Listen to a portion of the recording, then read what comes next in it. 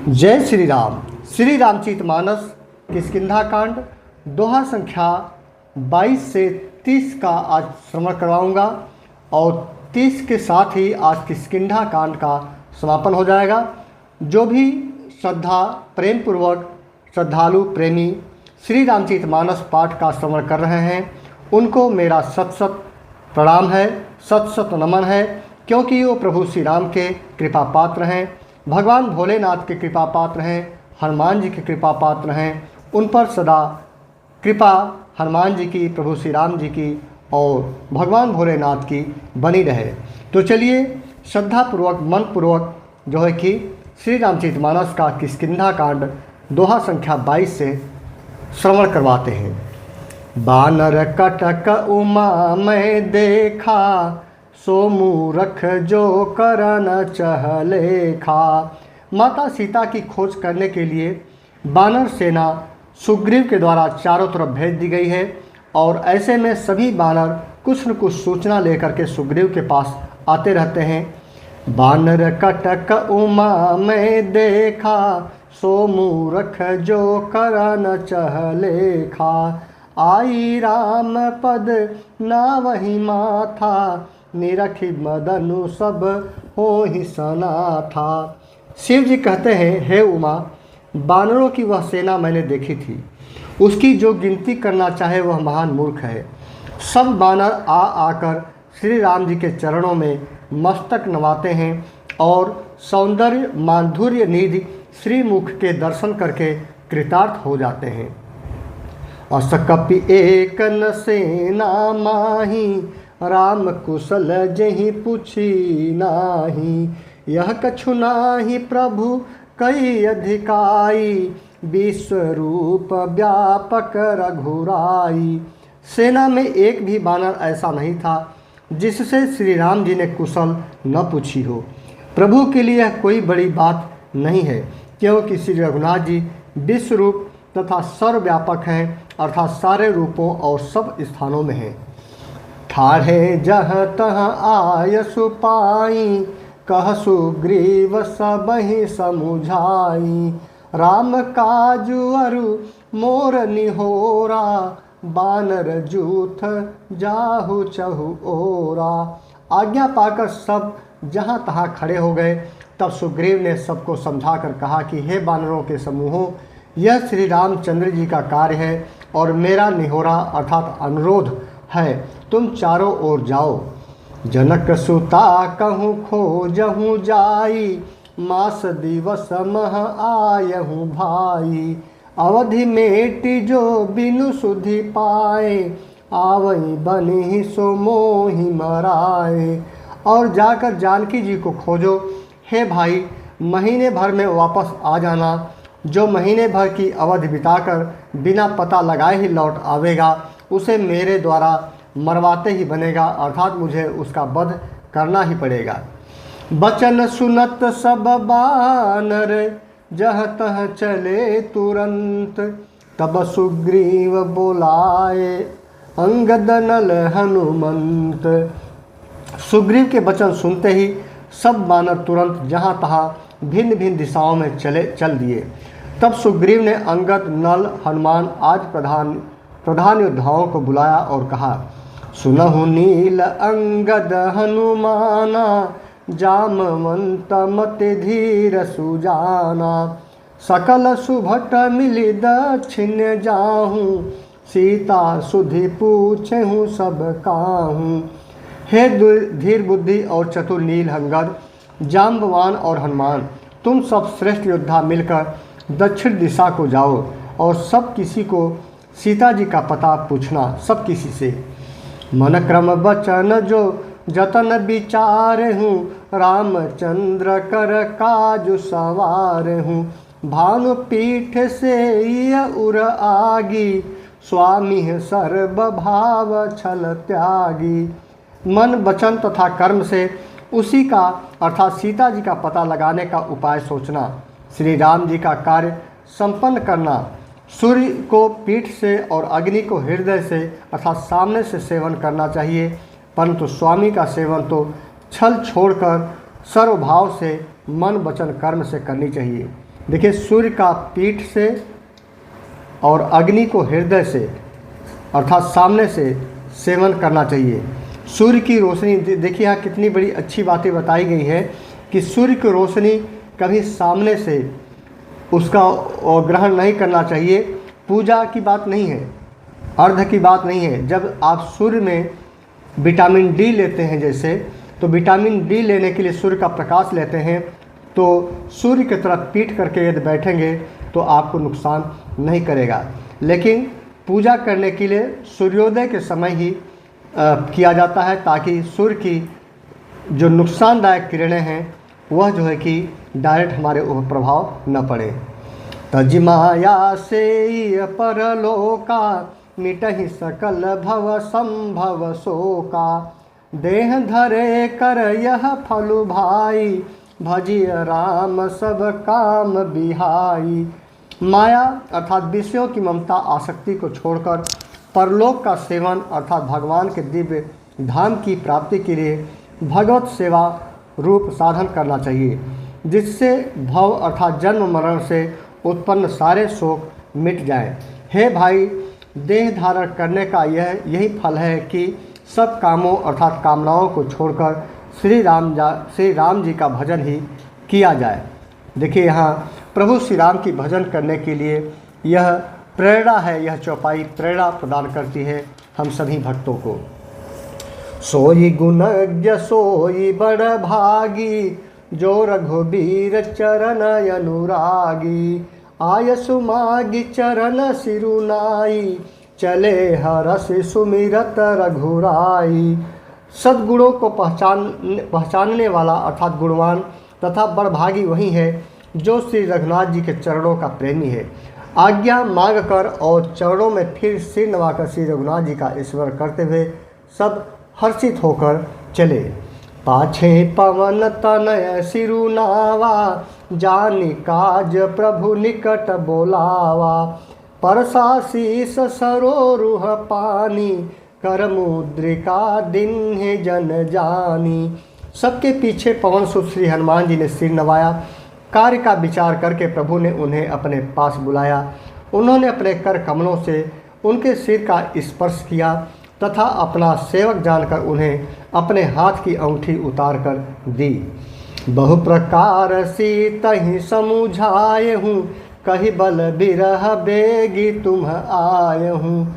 हनुमत जन्म सुफल करी माना, चले हृदय धरि कृपा निधाना। और प्रभु श्री राम जी ने कहा हनुमान जी से, बहुत प्रकार से सीता को समझाना, जब वो मिल जाएं तो बहुत प्रकार से सीता जी को समझाना और मेरा बल तथा विरह अर्थात प्रेम कहकर तुम शीघ्र लौट आना। हनुमान जी ने अपना जन्म सफल समझा और कृपा निधान प्रभु को हृदय में धारण करके वे चल दिए। देखिए, प्रभु कृपा निधान जो कार्य करने के लिए हनुमान जी चले, तो कृपा निधान प्रभु को हृदय में धारण करके वे चले, जिससे कि प्रभु का कार्य सुगमता से होता चला गया। यद्यपि प्रभु जानत सब बाता, राजनीत राखत सुर त्राता। यद्यपि देवताओं की रक्षा करने वाले प्रभु सब बात जानते हैं, तो भी वे राजनीति की रक्षा कर रहे हैं। नीति की मर्यादा रखने के लिए सीता जी का पता लगाने को जहाँ तहाँ बानरों को भेज रहे हैं। यद्यपि प्रभु श्री राम जी को सब कुछ पता है, लेकिन जो मर्यादा होती है, जो यह संसार का जो मर्यादा होता है, नीति होती है, उसे पालन करते हुए ही प्रभु श्री राम जी चलते हैं। चले सकल बन खोजत, सरिता सर गिरि खोह, राम काज लय लीन मन, बिसरा तन कर छोह। सब बानर वन, नदी, तालाब, पर्वत और पर्वतों की कंदराओं में खोजते हुए चले जा रहे हैं। मन श्री राम जी के कार्य में लवलीन है, शरीर तक का प्रेम अर्थात ममत्व भूल गया है। कतहु होई निशिचर से भेंटा, प्राण लेहि एक एक चपेटा। बहु प्रकार गिरि कान नहरहि, को मुनि मिलई ताहि सब घेरहि। कहीं किसी राक्षस से भेंट हो जाती है तो एक एक चपत में ही उसके प्राण ले लेते हैं हनुमान जी। पर्वतों और वनों को बहुत प्रकार से खोज रहे हैं। कोई मुनि मिल जाता है तो पता पूछने के लिए उसे सब घेर लेते हैं। लागित्रिसा अतिशय अकुलाने, मिलई न जल घनक गहन भुलाने। मन हनुमान किन्ह अनुमाना, मरन चहत सब बिनु जल पाना। इतने में ही सबको अत्यंत प्यास लग गई, जिससे सब अत्यंत ही व्याकुल हो गए, किंतु जल कहीं नहीं मिल रहा था। घने जंगल में सब भूल गए। हनुमान जी ने मन में अनुमान लगा लिया कि जल पिए बिना सब लोग मरना ही चाहते हैं, अर्थात मरने वाले हैं। तो फिर हनुमान जी क्या करते हैं, चढ़ गिरि शिखर चहूँ दिशि देखा, भूमि विबर एक कौतुक पेखा।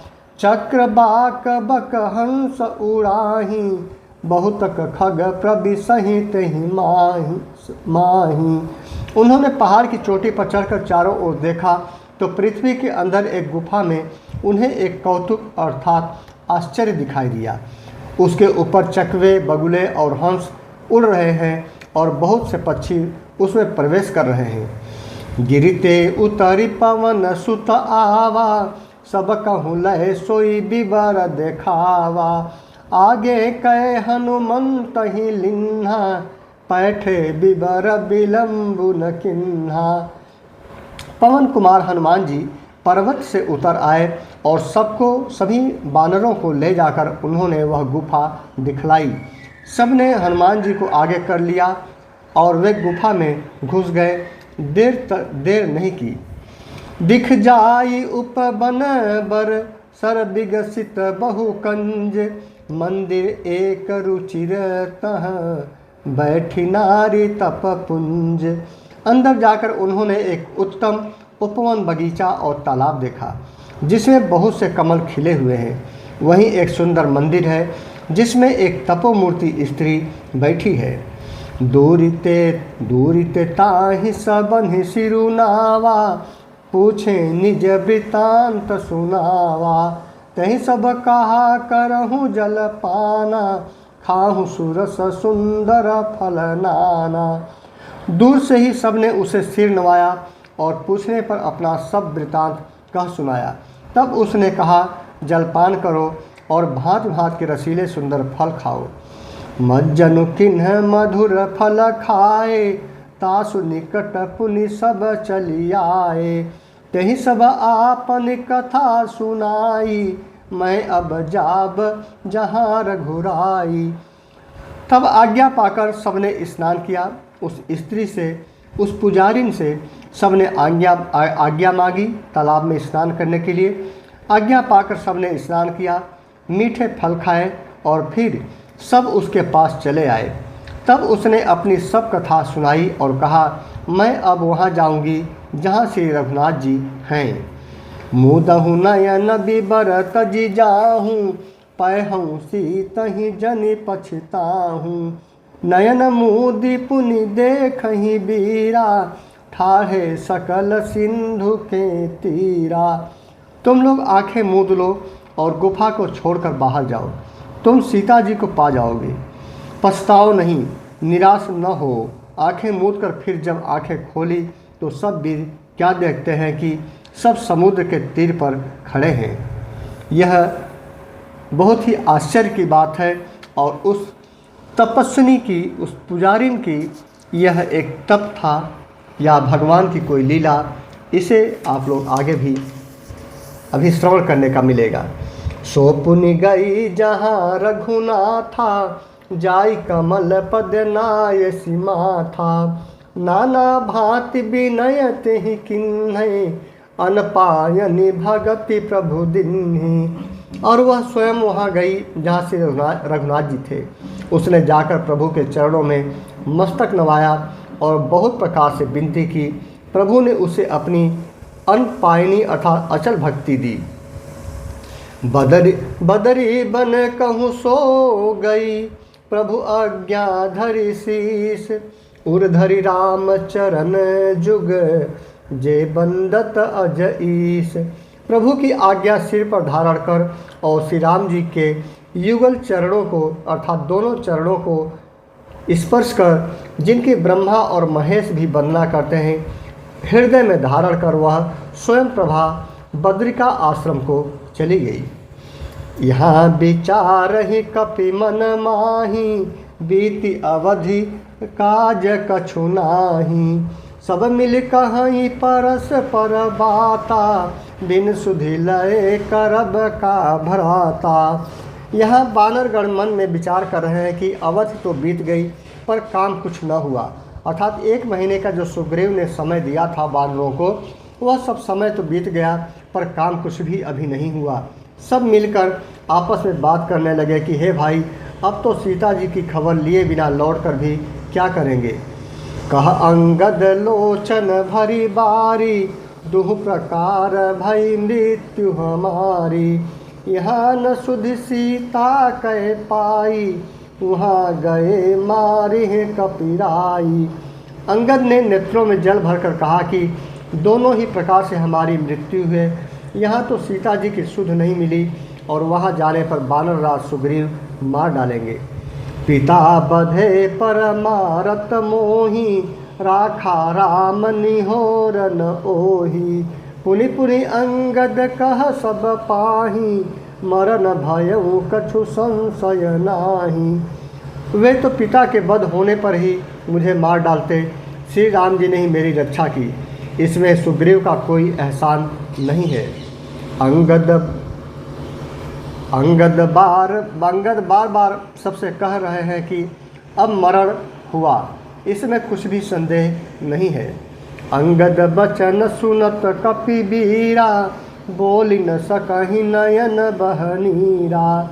क्षण एक सोच मगन होई रहे, पुनि अस बचन कहत सब भय। बानर वीर अंगद के वचन सुनते ही किंतु कुछ बोल नहीं सकते। उनके नेत्रों से जल बह रहा है। एक क्षण के लिए सब सोच में मग्न हो गए। फिर सब ऐसा वचन कहने लगे। कैसा वचन? हम सीता कै सुधि लिन बिना, नहीं जय हैं जुबराज प्रवीणा। अस कही लवन सिंधु तट जाई, बैठे कपि सब दर्भ डसाई। हे सुयोग्य युवराज, हम लोग सीता जी की खोज लिए बिना नहीं लौटेंगे। ऐसा कहकर लवण सागर के तट पर जाकर सब बानर कुश बिछाकर बैठ गए। ये वहाँ का जो सागर जहाँ पर बैठे थे बानर लोग, लवण सागर नाम था। जामवंत अंगद दुख देखी, कहीं कथा उपदेश विशेषी। तात राम कहु नर जनि मानहु, निर्गुण ब्रह्म अजित अज जानहु। जामवंत ने अंगद का दुख देखकर विशेष उपदेश की कथाएं कहीं। वे बोले, जामवंत जी ने क्या कहा? हे तात, श्री राम जी को मनुष्य न मानो, उन्हें निर्गुण ब्रह्म अजय और अजन्मा सुनो। श्री राम जी को मनुष्य न मानो, उन्हें निर्गुण ब्रह्म अजय और अजन्मा समझो। हम सब सेवक अति बड़ भागी, संतत सगुण ब्रह्म अनुरागी। हम सब सेवक अत्यंत बड़भागी हैं, भाग्यशाली हैं, जो निरंतर सगुण ब्रह्मा अर्थात श्री राम जी में प्रीत अर्थात प्रेम रखते हैं। निज इच्छा प्रभु अवतरई, सुर मही गोदिज लागी। सगुण उपासक संगतः, रही मोक्ष सब त्याग। देवता, पृथ्वी, गौ और ब्राह्मणों के लिए प्रभु अपनी इच्छा से किसी भी कर्म बंधन से नहीं अवतार लेते। वहाँ सगुण उपासक अर्थात भक्तगण सालोक्य, सामीप्य, सारूप्य, साष्टी और सायुज्य सब प्रकार के मोक्षों को त्याग कर उनकी सेवा में साथ रहते हैं। यही विधि कथा कहीं बहु भांति, गिरि कंदरा सुनि संपाति। बाहिर होई देखी बहु कीसा, मोहि आहार दिन जगदीसा। इस प्रकार जाम्बवान बहुत प्रकार से कथाएं कह रहे हैं। इनकी बातें पर्वत की कंदरा में संपाति ने सुनी। देखिए, जब जामवंत जी ने कथाएं कहते हैं, वो कौन कह रहा है? पर्वत की कंदराओं में अर्थात गुफाओं में संपाति संपाति ने उनकी बातें सुन रहे थे। बाहर निकलकर उसने बहुत से बानर देखे। तब वह बोला, जगदीश्वर ने मुझको घर बैठे बहुत सा आहार भेज दिया। उस राक्षस ने कहा कि बानरों को देकर के घर बैठे भगवान ने मुझे बहुत सारा आहार भेज दिया। आज सब ही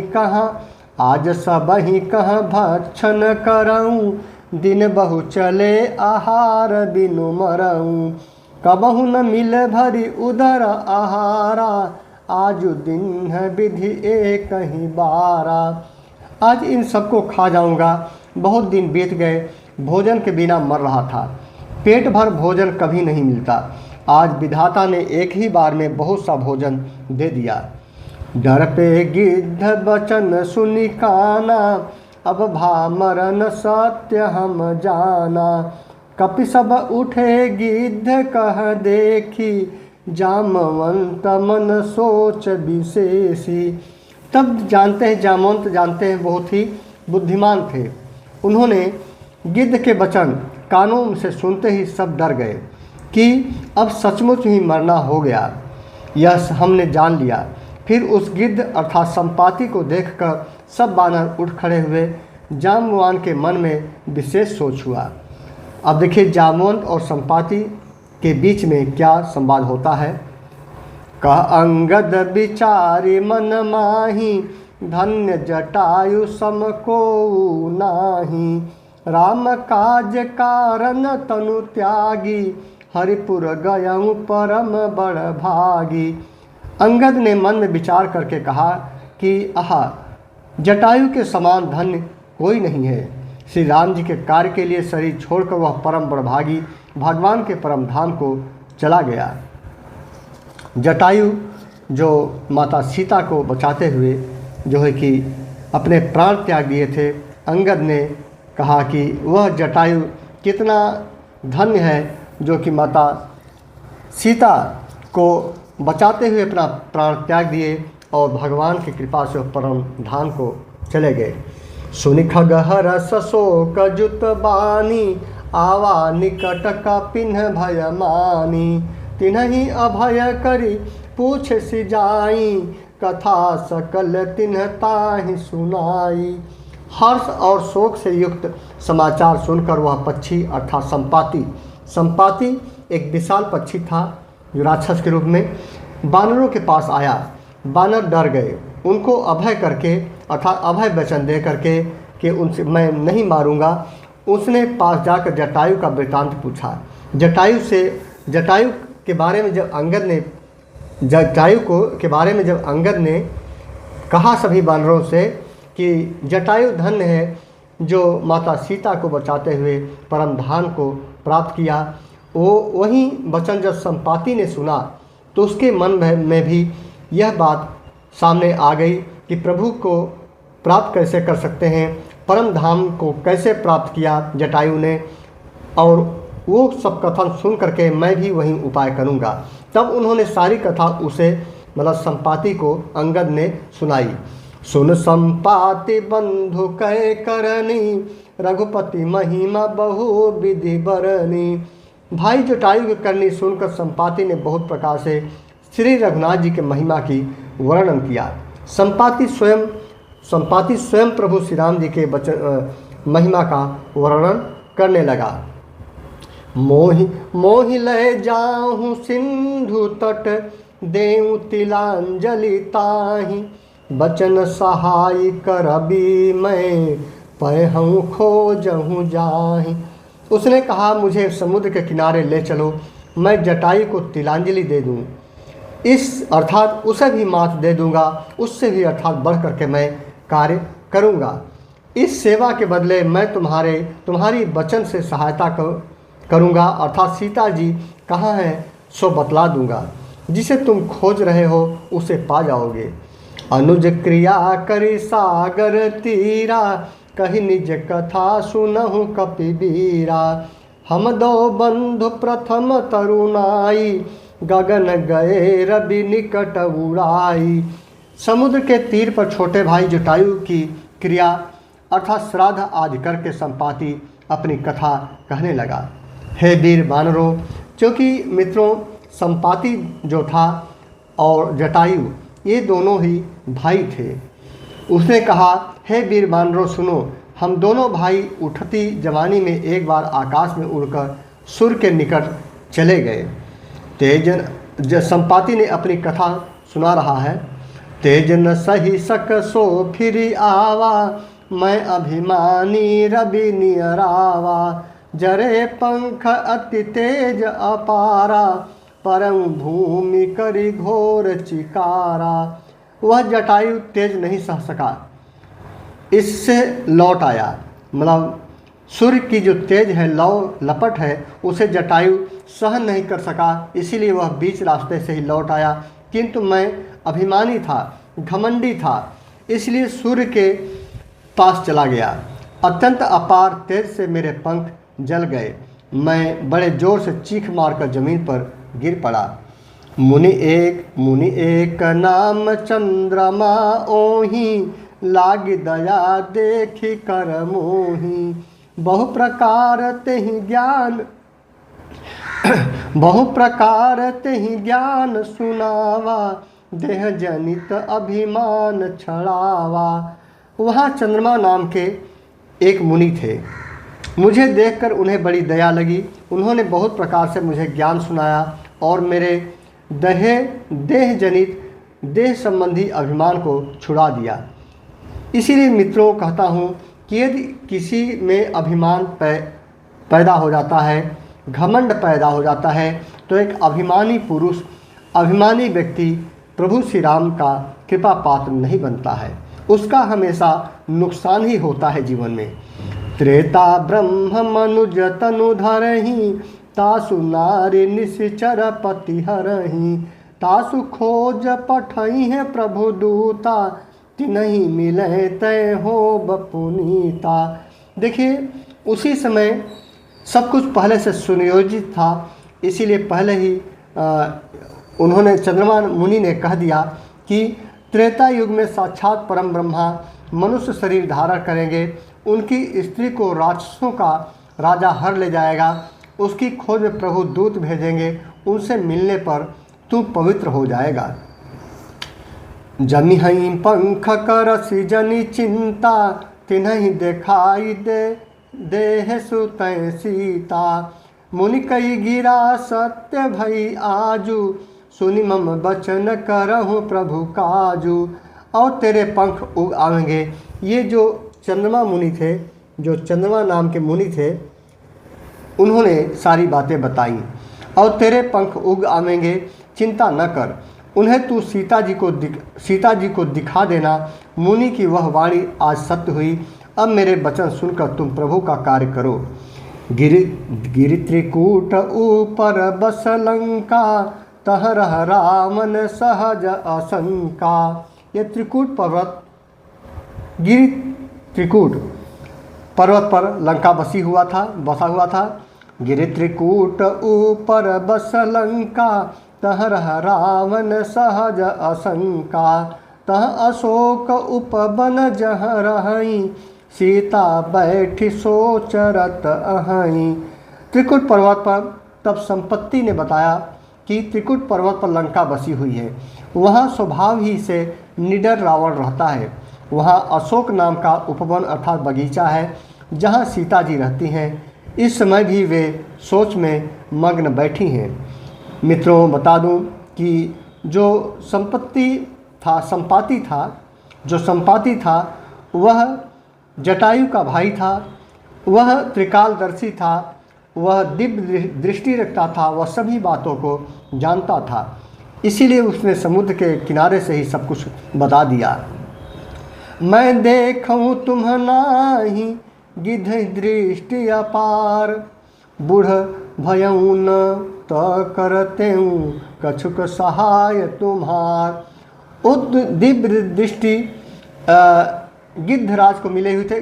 कहा जाता है मित्रों ना कि गिद्ध बहुत दूर का देख लेते हैं, बहुत दूर दृष्टि होते हैं, लेकिन मित्रों इतना भी नहीं कि समुद्र के इस पार से उस पार कोई गिद्ध देख सके, इतना भी नहीं।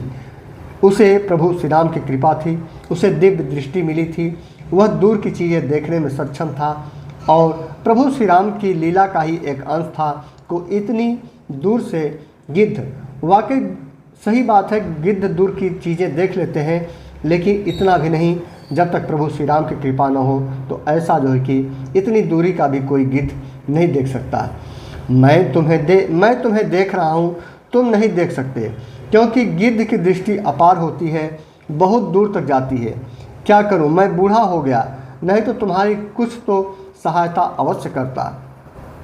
जो ना घई सत जो जन सागर, करई सो राम काज मति आगर। मोहि बिलो कि धरहु मन धीरा, राम कृपा कस भयउ शरीरा। जो 100 योजन अर्थात 400 कोस समुद्र लांघ सकेगा। 100 योजन, अब देखिए यहाँ पर ये ही श्री रामचरितमानस में बता दिया गया है कि 100 योजन अर्थात 400 कोस, मतलब 4 कोस का 1 योजन होता है। 4 कोस का 1 योजन होता है और 1 कोस में 3 किलोमीटर होता है। 3 किलोमीटर का 1 कोस होता है। तो ये अब आप गणना कर लीजिएगा कि कितने किलोमीटर है। समुद्र लांघ सकेगा, संपाति कहते हैं कि जो भी 100 योजन अर्थात 400 कोस अर्थात 1200 किलोमीटर, 400 कोस मतलब 1200 किलोमीटर समुद्र को लांघ सकेगा और बुद्धि निधान होगी, वही अर्थात बुद्धि से निपुण होगा, वही श्री राम जी का कार्य कर सकेगा। निराश होकर घबराओ मत, मुझे देखकर मन में धीरज धरो। देखो श्री राम जी की कृपा से देखते ही देखते मेरा शरीर कैसा हो गया, बिना पाँख का बेहाल था, पाँख उगने से सुंदर हो गया। पापी जाकर नाम सुमिरही, अति अपार भव सागर तरही। तासु दूत तुम तजी कदराई, राम हृदय धरि करहु उपाई। पापी भी जिनका नाम स्मरण करके अत्यंत अपार भव सागर से तर जाते हैं, तुम उनके दूत हो, अतः कायरता छोड़कर श्री राम जी को हृदय में धारण करके उपाय करो। अस कहीं गरुड़ गिद्ध जब गयऊँ, तिन्हके मन अति विस्मय भयऊँ। निज निज बल सब काहू भाषा, पार जाई कर संशय राखा। काकभुसुंडी जी कहते हैं, हे गरुड़ जी। यहाँ पर मित्रों देखिए, काकभुसुंडी जी गरुड़ जी को कथा सुना रहे हैं, शिव जी पार्वती जी को कथा सुनाते हैं और याज्ञवल्क्य मुनि जी भारद्वाज मुनि को कथा सुनाते हैं। इस प्रकार श्री रामचरितमानस अर्थात रामायण का दूर दूर तक विस्तार होता है। इस प्रकार कहकर जब गिद्ध चला गया, तब उन बानरों के मन में अत्यंत विस्मय हुआ। सब किसी ने अपना अपना बल कहा, पर समुद्र के पार जाने में सभी ने संदेह प्रकट किया। जरठ भयऊँ अब कहूँ ऋक्षेसा, नहीं तन रहा प्रथम बल लेसा। जब ही त्रिविक्रम भये खरारी, तब मैं तरुण रहूँ बल भारी। ऋक्षराज जाम्बवान कहने लगे, मैं अब बूढ़ा हो गया हूँ, शरीर में पहले वाला बल का अब बल जैसा नहीं है, पहले जैसा। जब युवा था तो बल बहुत ज़्यादा था, लेकिन बूढ़ा होने के कारण अब बल कम हो गया है, अब उतना नहीं है। जब खरारी अर्थात खर के शत्रु श्री राम बामन बने थे, तब मैं जवान था और मुझ में बड़ा बल था। देखिए, जो जामवंत का ऋक्षराज जामवंत के कितने अवतारों में प्रभु श्री राम का साथ मिलता है। अब देखिए, जब वो बामन अवतार में थे तो खरगे शत्रु श्री राम, तब उस समय भी जाम्बवान थे, उसमें जवान थे। आगे कहते हैं, बलि बाधत प्रभु बाढ़ेऊँ, सोतन बरन न जाय। उभय घरी मह दिन्हि, सात प्रदक्षिण धाई। बलि के बांधते समय प्रभु इतने बढ़े कि उस शरीर का वर्णन नहीं हो सकता, किंतु मैंने 2 ही घड़ी में दौड़कर उस शरीर की 7 प्रदक्षिणाएं कर ली। अंगद कहई जाऊँ मैं पारा, जिय संशय कछु फिरती बारा। जामवंत कह तुम सब लायक, पठय कीनि सबहि कर नायक। अंगद ने कहा, मैं तो पार चला जाऊंगा, परंतु लौटते समय के लिए हृदय में कुछ संदेह है। जाम्बवान ने कहा, तुम सब प्रकार से योग्य हो, परंतु तुम सबके नेता हो, तुम्हें कैसे भेजा जाए? क्योंकि जो अंगद था वह युवराज था, और युवराज को जो है कि ऐसे सबसे पहले नहीं भेजा जाता। कहि रीक्षपति सुन हनुमाना, का चुप साधि रहूं बलवाना। पवन तनय बल पवन समाना, बुद्धि विवेक विज्ञान निधाना। ऋक्षराज जाम्बवान ने श्री हनुमान जी से कहा, हे हनुमान, हे बलवान, सुनो, तुमने यह क्या चुप साध रखी है, क्या चुप्पी साध रखी हो? तुम पवन के पुत्र हो और बल में पवन के समान हो, तुम बुद्धि विवेक और विज्ञान की खान हो। प्रिय मित्रों, आपको बता दूं कि श्री रामचरितमानस में जब सुंदर कांड किया जाता है तो यहीं से सुंदर कांड करना चाहिए, क्योंकि जहाँ पर श्री हनुमान जी की कथा प्रारंभ होती है वहीं से सुंदर कांड का प्रारंभ हो जाता है। तो जो भी सुंदर कांड का पाठ लोग करते हैं वह जो है कि यहीं से सुंदर का पाठ का श्रवण करवाते हैं। कहते हैं ऋक्षराज की, ऋक्षराज तुम्हें कैसे भेजा जाए? तो ऋक्षराज जाम्बवान ने श्री हनुमान जी से कहा, हे हनुमान, हे बलवान, सुनो, तुमने यह क्या चुप्पी साध रखी है? तुम पवन के पुत्र हो और बल में पवन के समान हो, तुम बुद्धि विवेक और विज्ञान की खान हो। कवन सो काज कठिन जग माही, जो नहीं होई तात तुम पाही। राम काज लगी तव अवतारा, सुनतहि भयउ पर्वताकारा।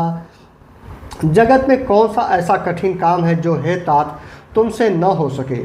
श्री राम जी के कार्य के लिए ही तो तुम्हारा अवतार हुआ है। यह सुनते ही हनुमान जी पर्वत के आकार के अत्यंत विशालकाय हो गए। कनक बरन तन तेज बिराजा, मानहु अपर गिरिन्ह कर राजा। सिंहनाद करि बारहि बारा, लीलहि नाघउ जल निधि खारा। उनका सोने का सा रंग है, शरीर पर तेज सुशोभित है, मानो दूसरा पर्वतों का राजा सुमेरु हो। हनुमान जी ने बार बार सिंहनाद करके कहा, मैं इस खारे समुद्र को खेल में ही लांघ सकता हूँ। सहित सहाय रावण ही मारी, आनऊ यहाँ त्रिकुट उपारी। जामवंत मैं पूछहूँ तो ही, उचित सिखावन दीजहूँ मोही। और कहते हैं कि सहायकों सहित रावण को मारकर त्रिकुट पर्वत को उखाड़ कर यहाँ ला सकता हूँ। हनुमान जी कहते हैं कि मैं क्षण भर में समुद्र को पार कर सकता हूँ और खेल खेल में ही समुद्र को पार कर सकता हूँ, और सहायकों सहित रावण को मारकर त्रिकुट पर्वत को उखाड़ कर यहाँ ला सकता हूँ। हे जाम्बवान, मैं तुमसे पूछता हूँ, तुम मुझे उचित सीख देना कि मुझे क्या करना चाहिए। इतना करहूँ तात तुम जाई, सीत ही देखी कहूँ सुधियाई। तब निज भुज बल राज बनैना, कौतुक लागी संग कपिसेना। जाम्बवान ने कहा, हे तात, तुम जाकर इतना ही करो कि सीता जी को देख कर लौट आओ और उनकी खबर कह दो। फिर कमल नयन श्री राम जी अपने बाहुबल से ही राक्षसों का संहार कर सीता जी को ले आएंगे। केवल खेल के लिए ही वे बानरों की सेना साथ लेंगे। यहाँ एक सुंदर छंद है। कपिसेन संग संघारि निशिचर, राम सीता ही आनी है। त्रैलोक पावन सुजस सुर मुनि, नारदादि बखानी है। जो सुनत गावत कहत समुझत, परम पद नर पावई। रघुबीर पद पाथोज, मधुकर दास तुलसी गावई। बानरों की सेना अर्थात बानरों की सेना साथ लेकर राक्षसों का संहार करके श्री राम जी सीता जी को ले आएंगे। ये जाम्बवान ने हनुमान जी से कहा कि तुम बस जाओ, सीता जी का सब समाचार ले करके आओ और सीता जी को बता देना, जिससे वह की चिंता मुक्त रहे। तब देवता और नारद मुनि भगवान के तीनों लोकों को पवित्र करने वाले सुंदर यश का बखान करेंगे, जिसे सुनने, गाने, कहने और समझने से मनुष्य परम पद को प्राप्त होते हैं और प्राप्त होंगे, जिसे श्री रघुवीर जी के चरण कमलों का मधुकर अर्थात भ्रमर तुलसीदास गाता है कि भव भेषज रघुनाथ जसु सुनहि जे नर अरु नारी, तिन्हकर सकल मनोरथ सिद्धि करहि त्रिशिरारी। श्री रघुवीर का यश भवन अर्थात जन्म मरण रूपी रोग की अचूक दवा है।